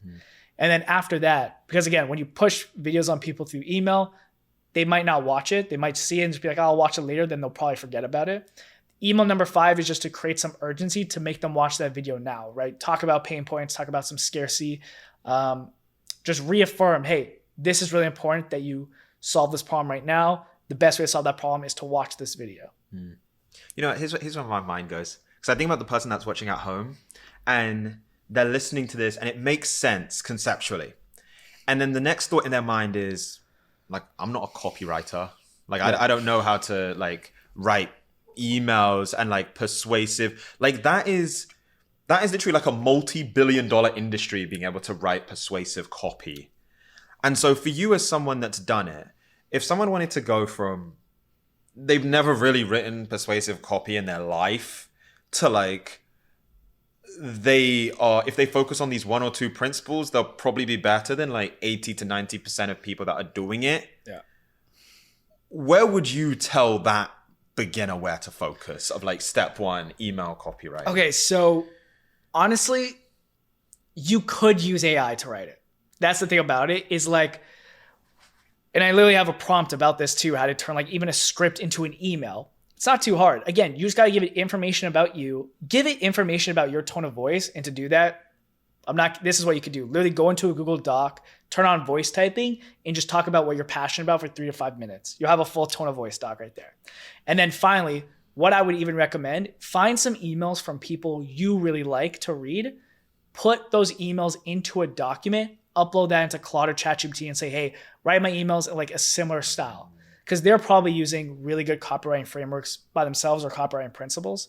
And now you have all that. And then basically you just tell now Claude or ChatGPT what you want the email to be about, and you just give it all this information. And that is probably the easiest way to create a really good email that has all these like copywriting principles in place. Because even for emails too, you don't want it to be too long. You don't want long paragraphs. You want a lot of short sentences, a lot of white space because it's easier to read. There is a lot that comes with emails.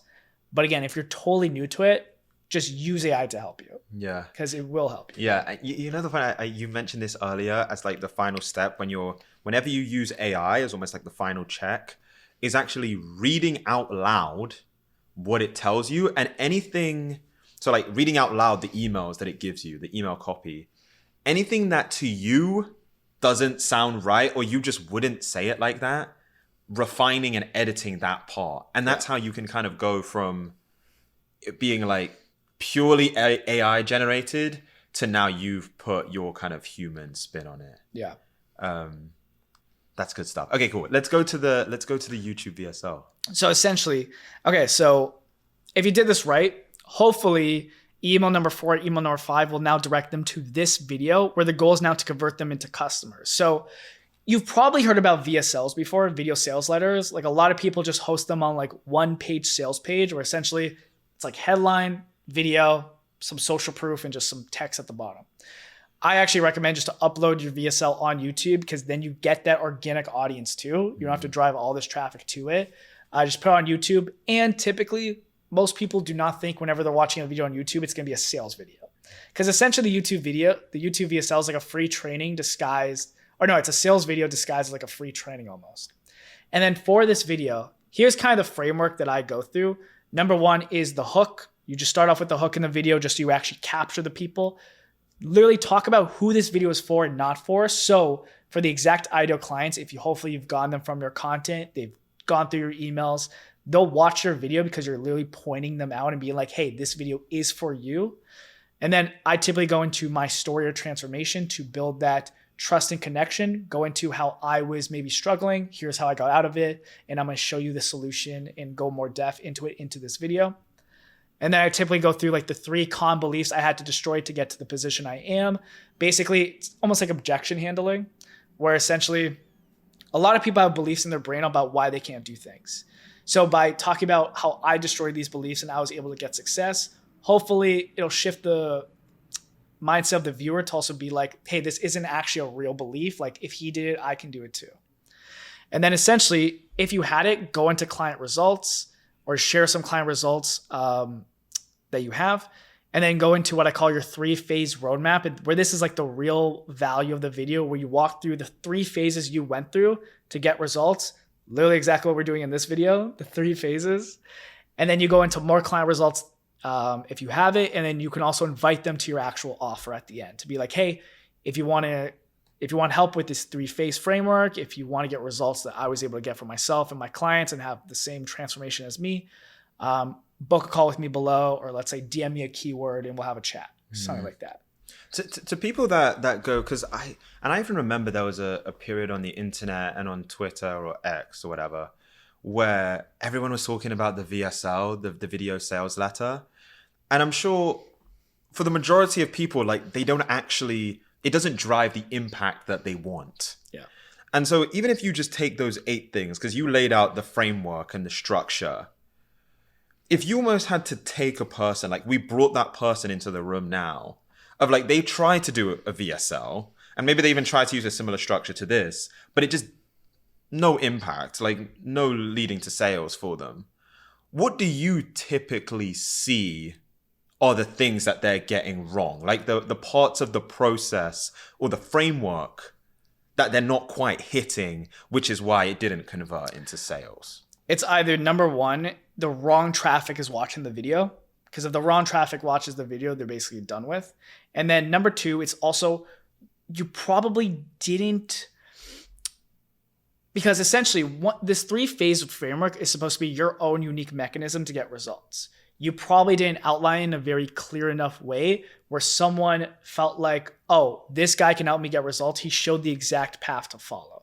And those are probably the 2 biggest things. Like, yeah, those are probably the 2 biggest things. Or again, the messaging and the content, does it resonate with your exact ideal clients, or talk about frustrations and pain points that maybe they don't have? And that's typically the biggest thing with any VSL. It just comes with messaging. It comes with showcasing your unique mechanism, why it's different from everyone else, and why your solution is better than everyone else. That's going between like the old way versus new way stuff. And then again, just getting the right people to also watch the video is probably the most important part at the end of the day. You know what? I'm curious, like the impact of this that you've seen, like even the process in its entirety, that step 1 of going from the lead magnet to the email sequence to like the step 3 of the YouTube VSL.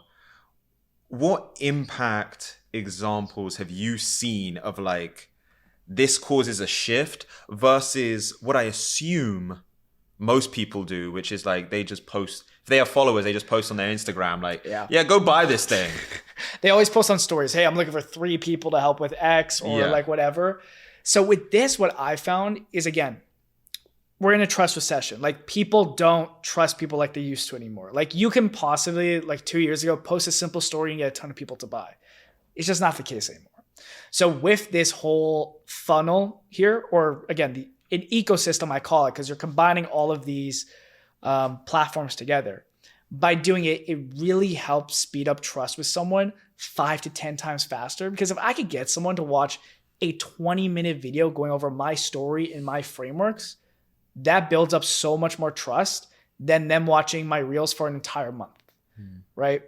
So what I found with it is that, number 1, it's been easier to close people. Like my sales cycles are a lot shorter now. From getting someone to first find me to now become a buyer, it's probably reduced my sales cycle in half. Number 2, I've been able to almost like completely eliminate sales calls, because the thing with sales calls is like the only reason people do sales calls is because typically their marketing is not good enough. It's right. You need to convince someone to buy. You need to build more trust. Exactly. You literally need to hop on a call with them and convince them, rather than with this method, the marketing, which is the videos and the emails, are doing the convincing for you. That way, when eventually they're ready, they literally just hit you up. Maybe you send them a little doc about all the details about the offer, and then they say, I'm in. Like I literally had a guy before who I pitched like my one-on-one like mentorship with, which is like, let's say it's around like 5K. I literally had a guy say like, yo, that's a steal. which like the best feeling as like a business owner Yeah. as you can get Yeah. when you pitch someone. And that like happened like a year ago because I started putting in this system. From the people that you've worked with, I just want to make it real for people. And my big thing is always like the focus. So like if someone, and let's say in this example, we use Instagram. Let's say that someone dialed in their Instagram from what you shared in phase 1. And then they came up with like a simple system like this from phase 2. How far have you seen people get just purely like before we even go into phase 3 in the product ladder? How far have you seen people go just dialing in those 2 phases and getting that right? How, like, what examples are like, how far have you seen people go? I've seen people just from those 2. Typically, they grow a bigger following, a more engaged audience, and they're able to sign a good amount of clients a month. So I've seen people literally go from like less than 3,000 followers to scaling up to like 10 to 15K a month from it. And even farther too, like 20, 30K a month. Typically there is a peak at like 40 to 50K where it is hard just through organic, especially if you're not like a leader in the space. And then typically you've got to maybe like run ads or do some paid marketing. But with this system, I've definitely seen people go from like 0 to like 20K a month. Yeah. Which for new creators, like that's kind of like even 10K for most people, right? That's kind of like the major goal. And then after that, it really is like, again, I guess we'll go into phase 3, but creating leverage, focusing on the activities that are actually bringing in more revenue and kind of automating or systemizing like everything else. Yeah. You know, I'm gonna ask you a selfish question. I actually think it like it flows really naturally into phase 3, which is, I know for what you do, which is primarily, and you correct me if I'm wrong, but like services, coaching, like this is your approach. What if someone's listening at home and their business, they have some sort of product? So like in my case, right? And this is why I say it's a selfish question. Yeah. If it's like, I want to sell more of this t-shirt, would you like, how much does this, because I can see the approach that you've described of like how you take someone from not knowing anything about you to having like a lot of trust, that feels like a similar process of what I would need to sell a physical product. Yeah. How does it change, if anything, would you say, going from like a service or a coaching based business to I actually want to sell something like a physical thing that people would buy?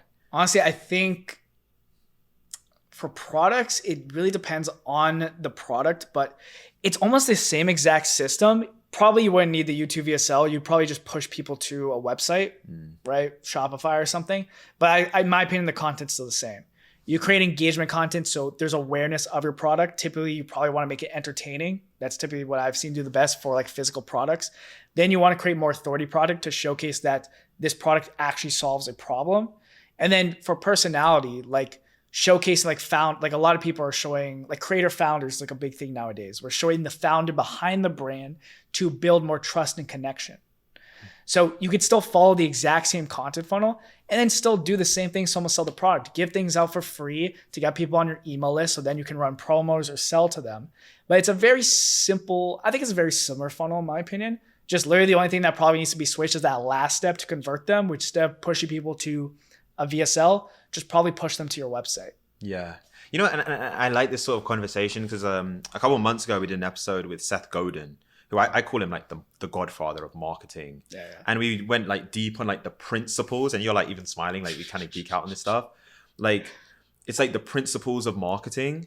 And that is kind of what this is like the principles of how to take someone from never seeing what you've done to trusting you and building a connection.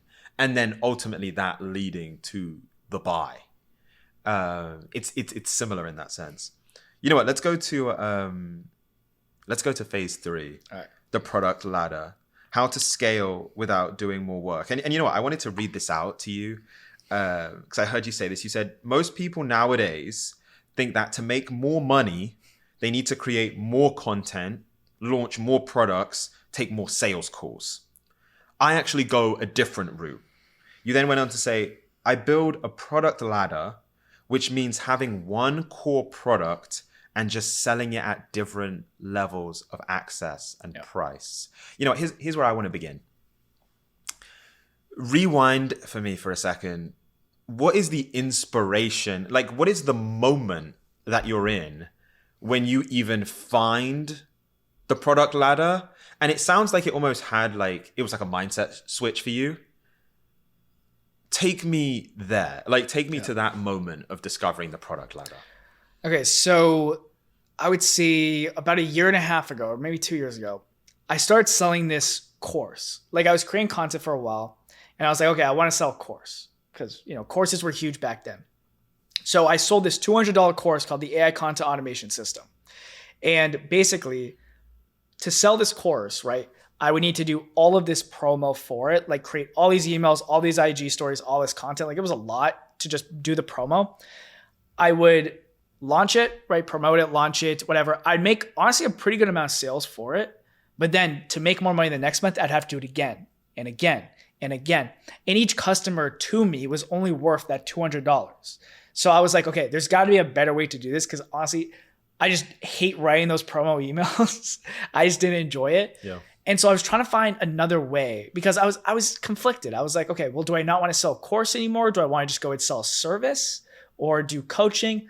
I wasn't sure until I heard about this method called, some people call it like the offer ladder or an offer suite. I have my own name for it, the product ladder, where essentially you just create one product that can really help people solve their problems.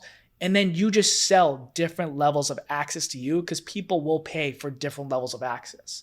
So if we take a look at an example here, I break it down to like 4 levels.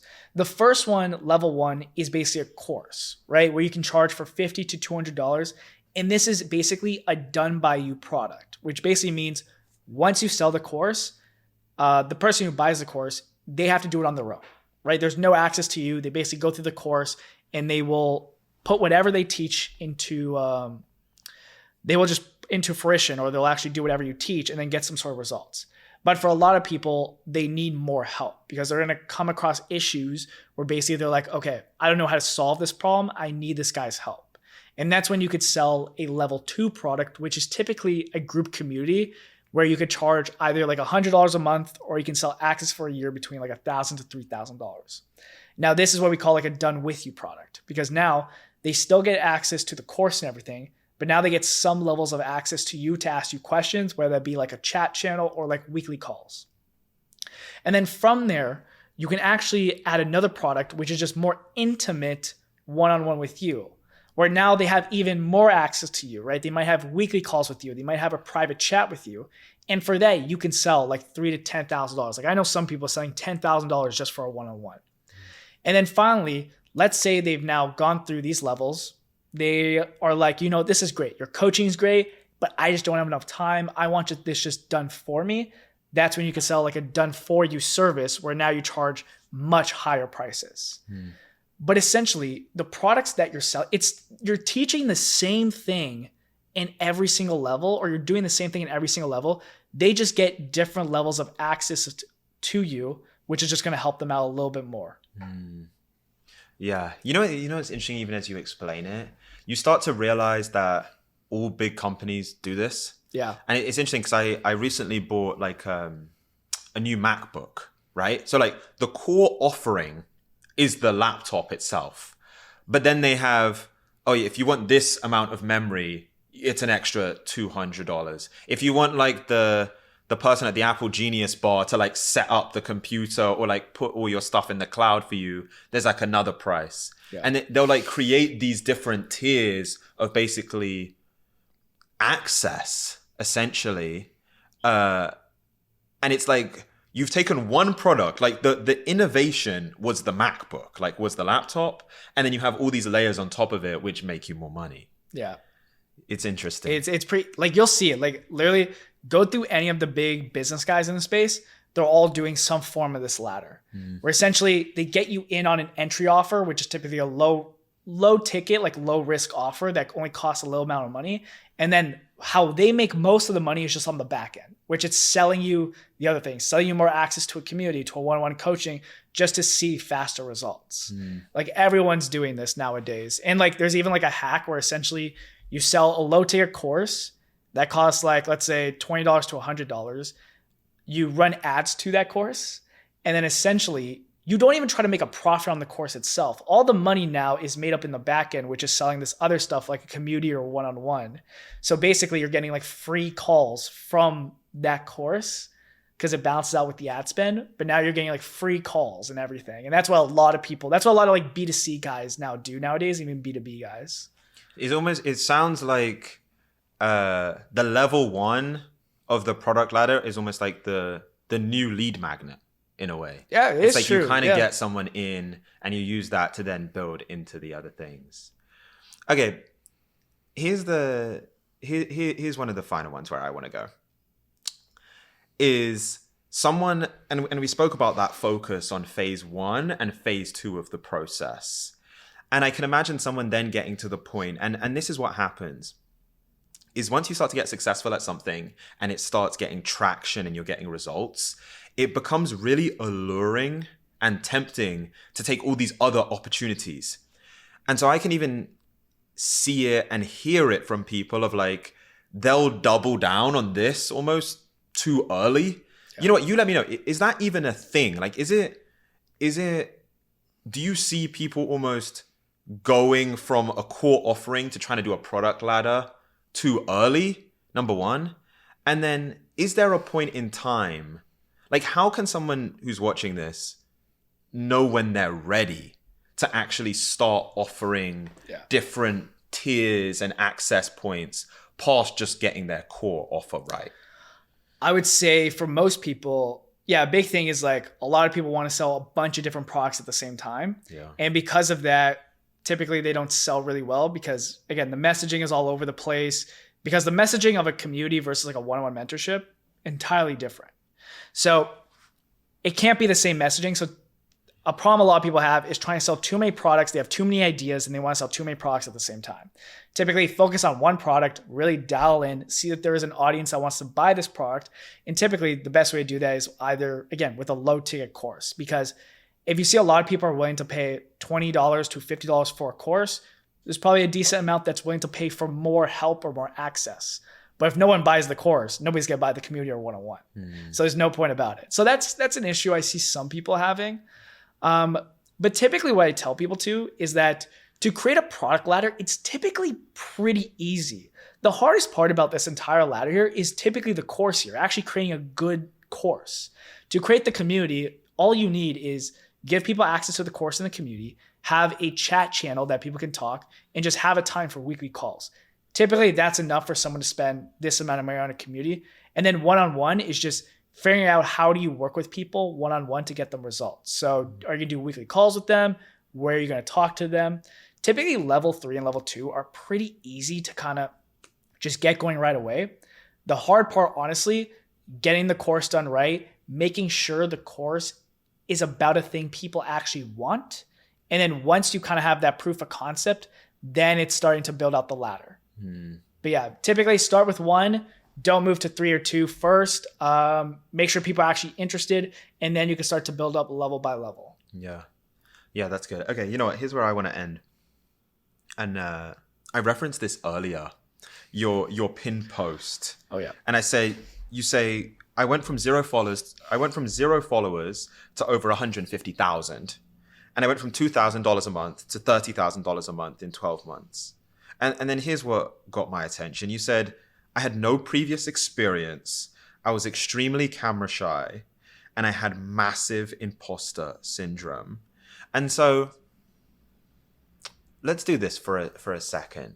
If we were almost to bring that version of Zita into this room, and with everything that you've like achieved so far, and even like, you know, we've spent the majority of this day together, and like we're in your apartment, like all of the things that are like in picture and are now your reality with what you've achieved. Let's say that you were sitting opposite that Zita, who has the massive imposter syndrome, camera shy, no previous experience really in sales or building like a successful, profitable personal brand. If you had to just give him like one thing to focus on, of just like take this message, like take it forward that you think is just going to give him the most value and just get him started with doing this, I'm curious, what would you say? Great question. I would say, well, the number one thing to focus on is, first of all, don't expect results too quickly. I think that's a problem a lot of people have, is like they expect to get a lot of views within like 30 days. It's like what I've seen is that it usually takes like 3 months. And typically the creators that win are just the creators that don't quit. So number one, it's like focus on creating content. That's number one, most part. It's just create better, make every piece of content 1% better and have that compounding effect. And then if I can do that and then just stay consistent, even when, none of these videos are hitting, none of them are getting views, instead of looking down upon those videos, take it as a lesson and be like, okay, I tried this hook or I tried this format, didn't work. Let me take that lesson and try something else. If I can have that mindset and just have the consistency, I know no matter what, I'm going to make it. So that's what I'd probably tell myself. Like, and even though speaking on camera is going to be awkward in the beginning, like just know these are the opportunities and here's what can happen. And just lay that out to really give that motivation too, to like, and just discipline to really just not give up on this. Yeah. Because content creation, in my opinion, it's the one thing that anyone can honestly do. Like it doesn't take capital. It doesn't anyone can create content and anyone can get themselves out of the position they're in with it. You know what? It's, I think Seth Godin calls it the dip, which is like right before the thing really starts working. Usually it's like really not working. Yeah. And I think like for you, even when you mention being camera shy or putting out a ton of videos and they're not working, in those darkest like moments of you creating, what was keeping you going? Like what helped you survive the dip? Oh my God. Honestly, I think it was not even worrying about the videos, just focus on the next one. That was just it. It was like, you know what? I post these videos, they're done. Let's focus on the next one because the next one could hit. And I think that's the beauty of kind of TikTok with Instagram right now is like the next video could be the video. Like if you go from like, let's say you're getting like 200, 500 views, but then your next video gets like 1 million views or like even like 100,000 views, that can almost 2 to 3x your business right there. So it's just think about the next video, the next video, the next video. Don't worry about any videos that flop. Just focus on the next one. And eventually the next video will be the video that exponentially grows your business. Eventually that will happen. I guarantee to anyone as long as they stay consistent with it. Okay, so if you enjoyed this episode, you're going to absolutely love what we did with this one right here. Click here.